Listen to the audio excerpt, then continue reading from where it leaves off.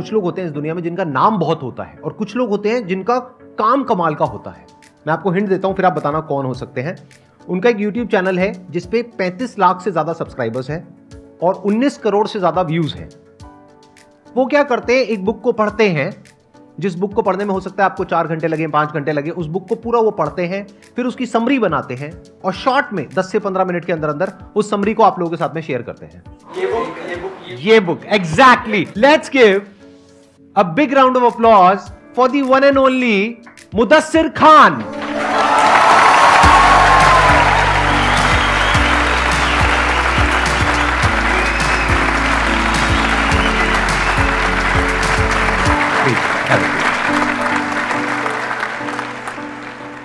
ये कहने में मुझे बिल्कुल भी दिक्कत नहीं होगी कि ये नॉलेज का और एक्सपीरियंस का भंडार है। जिस लेवल से इन्होंने शुरू किया है और आज जिस लेवल पर ये है, स्क्रैच से शुरू किया कुछ साल पहले, 6 साल पहले आई थिंक, राइट। और आज ये जिस तरह का ये काम कर रहे हैं, जिस लेवल पे काम कर रहे हैं और लाखों करोड़ों लोगों की जिंदगी को इन्फ्लुएंस कर रहे हैं, वो अपने आप में एक बहुत बड़ी इंस्पिरेशन है। आप बताएंगे आपकी स्टोरी क्या है, मतलब आपकी शुरुआत कैसे हुई, कब हुई, ये बुक्स में आपका इंटरेस्ट कहां से आया और कैसे आया? बुक्स में इंटरेस्ट बचपन से पापा की वजह से आया। पापा ने पहली बुक मुझे ला कर दी थी, एक मैजिक ट्रिक्स की बुक थी। मैं वो पढ़ता था और ड्राइंग होती थी, फोटोज़ भी नहीं होते थे उसमें, और वो ड्राइंग देख के मैं भी वो ट्रिक्स बनाता था और घर में बताता। प्रैक्टिकली करते थे, सबको दिखाते थे। उसके बाद वो बुक तो ख़त्म हो गई, सब बना लिए, सब बता दिए। पापा से वो ला ली बुक, पापा मुझे लेके चले गए बुक शॉप पर, 3-4 बुक्स और लेके आए। तो ऐसे ये बिल्ड हुआ रीडिंग में इंटरेस्ट। फिर उसके बाद आपने और बुक्स पढ़नी शुरू करी। बुक्स पढ़नी फिर ये आइडिया कहाँ से आया आपके अंदर? क्योंकि आई थिंक 2016 में आपने अपना YouTube चैनल शुरू किया था ये बुक के नाम से। हाँ। तो ये आइडिया कहाँ से आया आपके अंदर, कहाँ से आया कि मैं ये समरी बनाऊं? और ये जो मैं फंसा हुआ था असल में 2003-4 की बात है। हम लोगों ने एक बिजनेस शुरू किया था, न्यूज़ एजेंसी।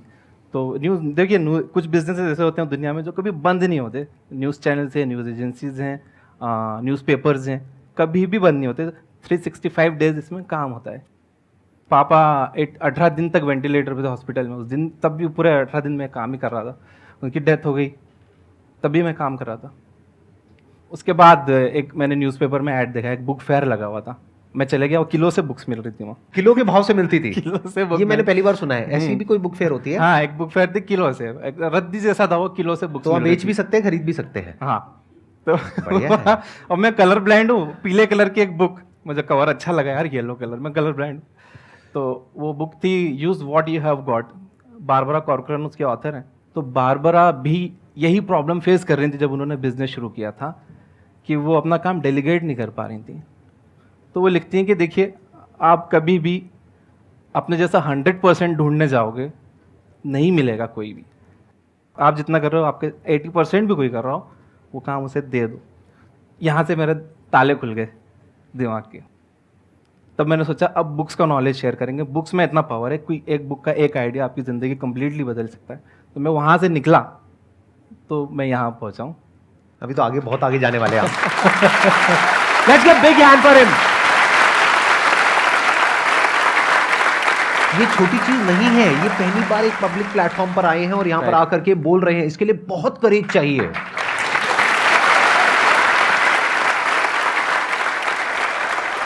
अभी थोड़ी देर पहले भी ये कॉन्शियस हो रहे थे, तो मोनिका जी जो है हमारी, उनका मेरे पास में फ़ोन आया कि सर ये थोड़ा सा हो रहे हैं। तो मैंने फ़ोन पे भी इनसे बात करी और मैंने एग्जैक्ट जो वर्ड्स बोले थे इनको, वो मैं रिपीट कर देता हूँ यहाँ पे आप सबके सामने। आपका एक भाई है जिसके साथ में आप बैठ रहे हो और बात करने वाले हो। भूल जाओगे यहाँ पे कोई ऑडियंस है, और जो ऑडियंस है वो भी सब भाई बहनें हैं। अगर आपको बहनें बोलने में कोई दिक्कत ना हो तो कोई दिक्कत नहीं। 5 साल पहले जब मुझे कोई जानता नहीं था, अभी भी कोई नहीं जानता। अब जानेंगे, अब जानेंगे इस वीडियो के बाद में, अब सब जानेंगे। 5 साल पहले कुछ 3-1 हज़ार सब्सक्राइबर्स थे। तब मैंने आपके शो पर ऑडियंस में आने के लिए अप्लाई किया था। तो आपने ऑडियंस में तो नहीं बुलाया, गेस्ट में बुलाया।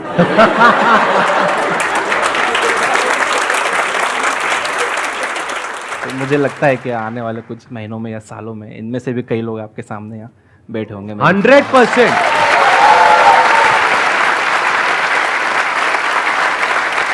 सच बताना, अंदर तक किसको लग रहा है कि आने वाले 5 साल बाद वो इंसान यहां पर बैठा होगा या बैठी होगी?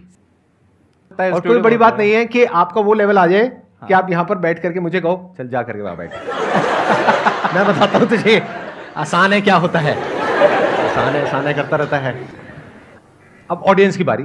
सर जैसे कि आपको बुक्स रीड करने का बहुत शौक है सर, मुझे भी बहुत है, बट सर जो मोटिवेशनल बुक्स होती हैं जिसमें कोट्स बहुत सारे होते हैं, तो उसको रियल लाइफ में कैसे इम्प्लीमेंट किया जाए जिससे कि हम मोटिवेट रहें? देखो, बाहर से आने वाली मोटिवेशन टिकती नहीं है जब तक मोटिवेशन अंदर से ना आए। अंदर से मोटिवेटेड रहने के लिए जो आपके गोल्स हैं उन्हें छोटे छोटे पार्ट्स में बांट लो, और छोटे छोटे गोल्स आप जब पूरे करते जाओगे ना, आप खुद मोटिवेटेड फील करोगे। मेक योर बेड एक बुक है, उसमें ऑथर बता रहे हैं सबसे पहले सुबह उठकर अपना बिस्तर ठीक करो, तो it will get you motivated for the day. और दिन खराब भी गया था आपको, घर आकर रात में बिस्तर तो अच्छा मिल रहा है सोने के लिए।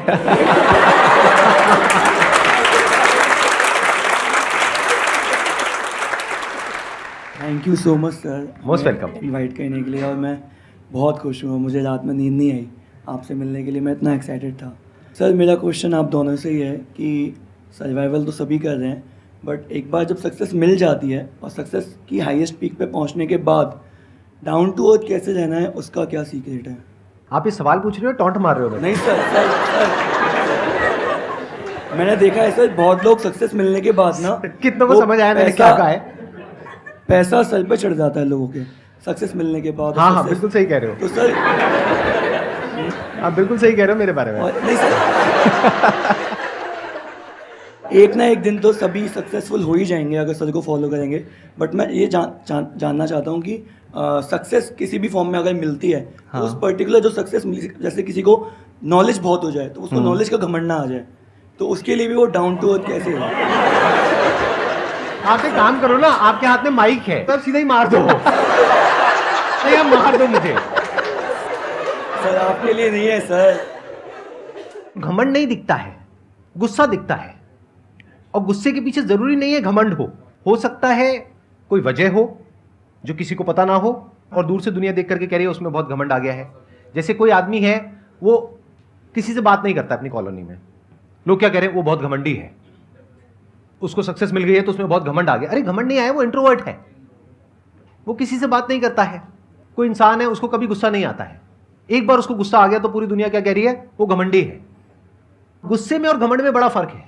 जैसे पहले के जमाने में आपने कहानियां सुनी होगी, ऋषि मुनि होते थे, अपनी तपस्या कर रहे हैं, शांति से बैठे हैं, अपना काम कर रहे हैं, कोई आया उनकी तपस्या भंग करके चला गया तो उन्होंने उसको श्राप दे दिया, तो उनको गुस्सा आया ना, तो क्या वो घमंडी है? बहुत थिन लाइन है जिसको हम समझ नहीं पाते। बहुत ही थिन लाइन है जिसको हम समझ नहीं पाते हैं। यस। और उसको समझना बहुत ही कॉम्प्लिकेटेड है, क्योंकि उसमें इतने सारे फैक्ट्स इन्वॉल्व हैं जिसमें से 99% फैक्ट्स तो सामने वाले को पता ही नहीं होते हैं।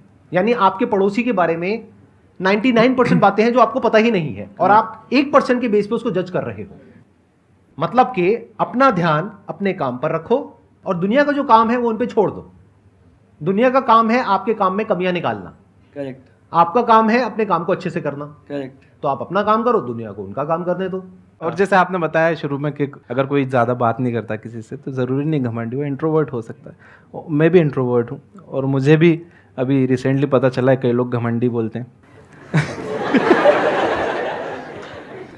ध्यान से समझना, यहाँ पे एक बहुत बड़ा पॉइंट है। जो लोग इनको घमंडी बोलते हैं और घमंडी समझते हैं, क्या मनी मन उनको इनके ऊपर गुस्सा नहीं आएगा, इनसे जेलसी नहीं होगी, उनको बदला लेने की भावना नहीं आएगी इनकी तरफ, उनके मन में, जबकि इनके मन में उनके लिए कुछ भी नहीं कुछ है, भी नहीं है, बट उनके मन में आ चुकी है। अब उसका क्या इलाज है? ये दुनिया ऐसी ही है, तो दुनिया को दुनिया के हाल पे छोड़ दो।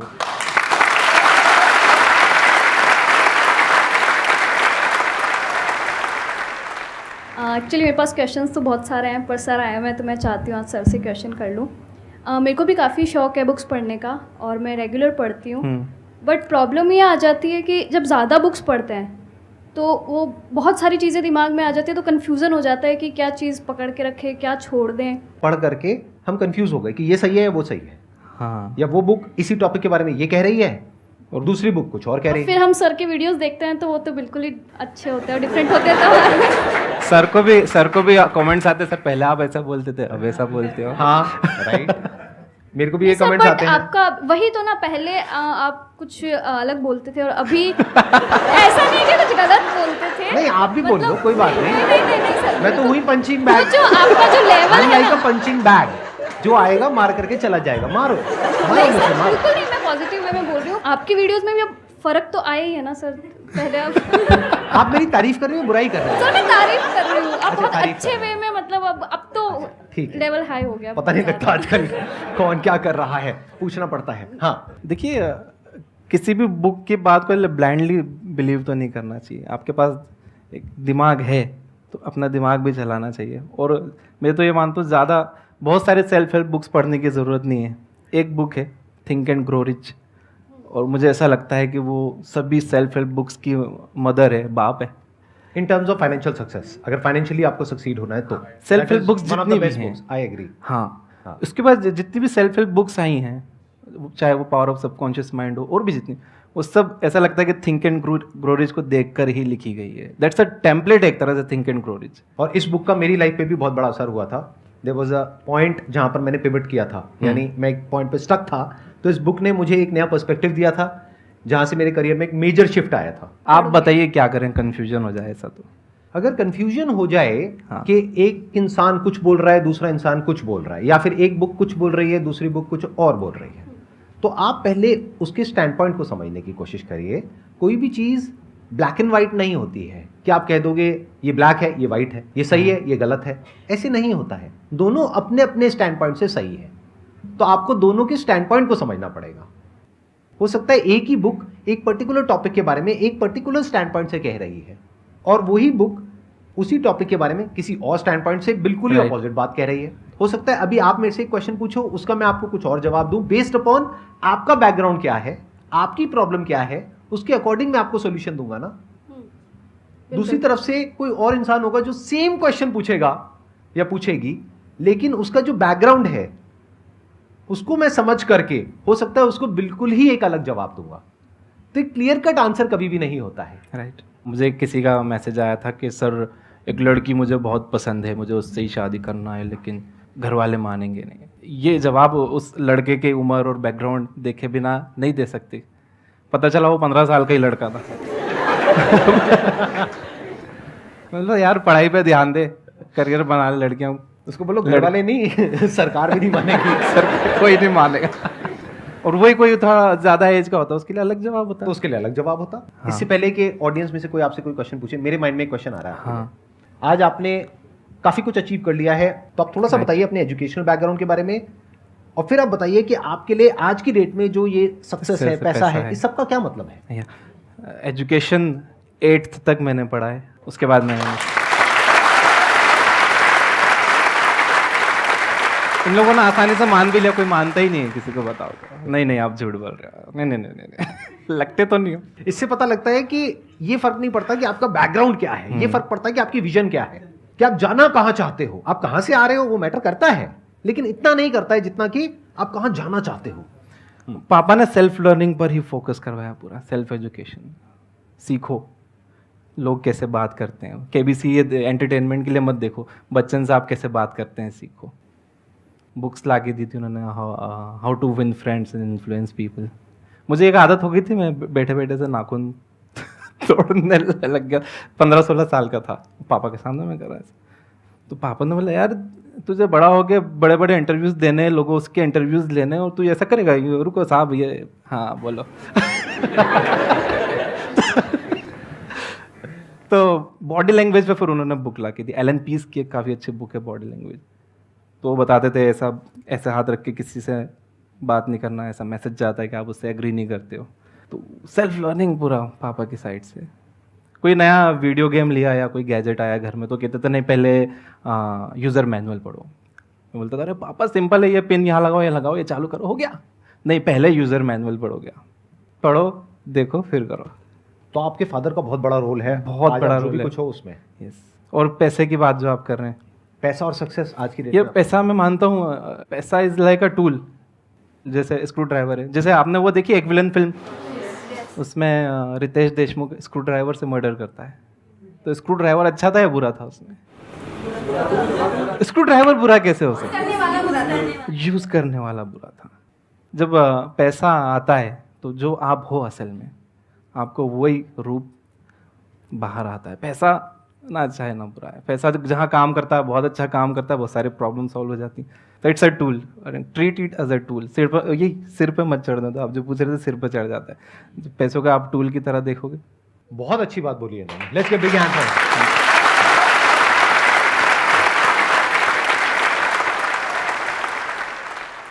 हेलो, अच्छा, ओके, नमस्ते लिप सर। रीड करेंगी, ओके। मैं आपके ताकि बोलना चाहती हूँ क्योंकि मैं आज जो भाई हूँ देखिए भाई हूँ, मतलब मेरा प्रॉब्लम है, मैं सुन नहीं सकती, इसकी वजह से मैं अपने आप को कमजोर न मानती हूँ। मैं आप अकेला रहती हूँ, अकेला जा रही हूँ, पर फिर भी अपनी लाइफ इंजॉय कर रही हूँ। और जो आपके साथ साथ बहुत ज़्यादा रिस्पॉन्सिबिलिटी भी है, मेरे लाइफ कॉम्प्लिकेटेड है बहुत ज़्यादा, तो मुझे समझ में नहीं आ रहा, अंदर से टूट चुकी हूँ। मैं अकेला रह रही हूँ, प्रॉब्लम है, कमजोर नहीं हूँ, लाइफ जी रही हूँ खातिर, पर अंदर से गोल अचीव करने का हुनर टूट चुका है, तो कैसे कर सकती हूँ मैम? मैं धीरे धीरे बोलूंगा ताकि आप मेरी जैसे- बात को समझ पा रहे हैं। मैं समझ रही हूँ। हिम्मत रखिए, ऐसे लोगों की कहानियां पढ़िए जो बिल्कुल उसी सिचुएशन में थे जिस सिचुएशन में अभी आप हैं। प्रॉब्लम है, कोई बात नहीं, वहां से ध्यान हटाइए। जो आपके अंदर अच्छा है, यूनिक है। जब भगवान कुछ हमसे लेता है तो कुछ देता भी है, वो कई बार दिखता नहीं है। जब भी दिखेगा तो उस पर फोकस करिए और लाइफ में आगे बढ़िए। आप बहुत आगे जाएंगे, बहुत कुछ अच्छा करेंगे।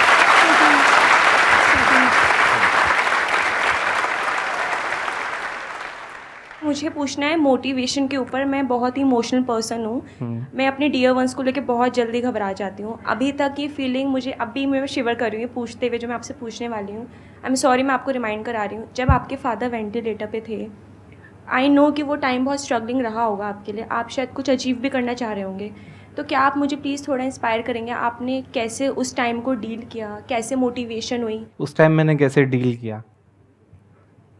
देखिए, टूट जाता है इंसान, डील क्या करेगा उससे? It takes time to recover.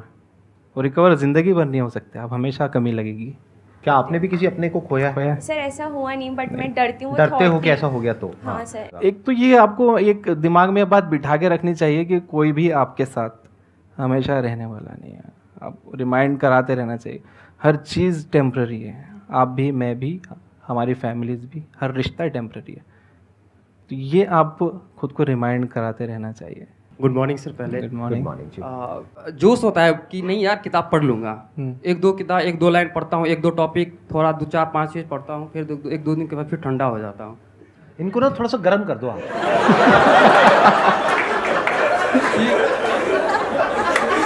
मैंने कुछ गलत नहीं बोला, आप लोगों का दिमाग गंदा है।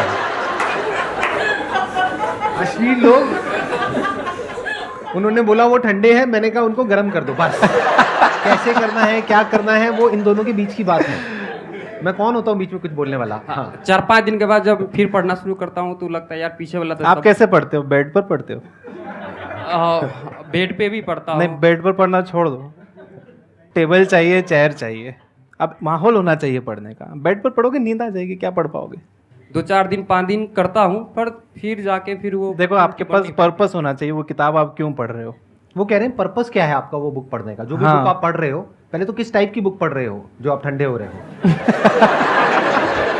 तो ऐसी बुक पढ़ो ना, थोड़े गर्म हो जाओ।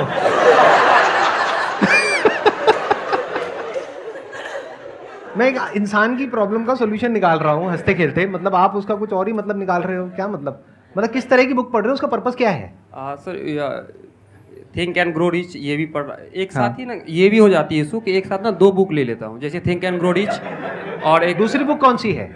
गुड डैड बैड डैड जो है, ये वाली। रिच डैड पुअर डैड की आप बात कर रहे हैं? Sorry, rich dad poor dad. क्या पता हो। मैंने कहा बहुत मस्ती होती है यार। तो अच्छा, तो आप अभी पढ़ रहे हो थिंक एंड ग्रो रिच। हाँ सर। तो अमीर क्यों होना चाहते हो भाई साहब? क्या करोगे अमीर होकर के? अमीर तो सर सब होना चाहता है, अमीर बनने का भी इतना कीड़ा नहीं है ना अंदर। कीड़ा तो सर बहुत है। कीड़ा थोड़ा ठंडा है, कीड़े को गर्म करो। आपको कुछ कहना है इनको, मतलब वही कीड़ा ठंडा है। हाँ, कभी कभी